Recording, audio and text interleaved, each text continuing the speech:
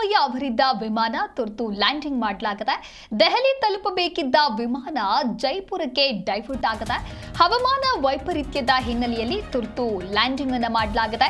ದೆಹಲಿಯ ಹವಾಮಾನ ಬಿಗಡಾಯಿಸಿದ ಹಿನ್ನೆಲೆಯಲ್ಲಿ ಈ ಒಂದು ನಿರ್ಧಾರವನ್ನು ತೆಗೆದುಕೊಳ್ಳಲಾಗಿದೆ.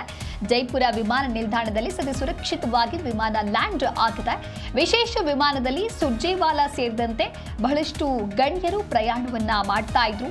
ರಾಜ್ಯ ಉಸ್ತುವಾರಿ ರಣದೀಪ್ ಸಿಂಗ್ ಸುರ್ಜೇವಾಲಾ, ಸಚಿವರಾದ ಕೆಜೆ ಜಾರ್ಜ್, ಬೈರತಿ ಸುರೇಶ್, ಕಾನೂನು ಸಲಹೆಗಾರ Ponnanna, MLC doctor Yathindra, AICC ಕಾರ್ಯದರ್ಶಿ ಅಭಿಷೇಕ್ ದತ್ ವಿಮಾನದಲ್ಲಿ ಪ್ರಯಾಣವನ್ನ ಮಾಡ್ತಾ ಇರ್ತಾರೆ. ಸಿದ್ದರಾಮಯ್ಯ ಅವರಿದ್ದಂತಹ ವಿಮಾನ ಅದು. ನಂತರದಲ್ಲಿ ತುರ್ತು ಲ್ಯಾಂಡಿಂಗ್ ಅನ್ನು ಕೂಡ ಮಾಡಲಾಗಿದೆ. ಅಂದ್ರೆ ದೆಹಲಿಗೆ ತಲುಪಬೇಕಾಗಿದ್ದಂತಹ ವಿಮಾನ ಆ ಒಂದು ರೂಟ್ ಅನ್ನ ಡೈವರ್ಟ್ ಮಾಡಲಾಗಿದೆ. ಹಾಗಾಗಿ ಜೈಪುರಕ್ಕೆ ಟರ್ನ್ ಆಗಿದೆ.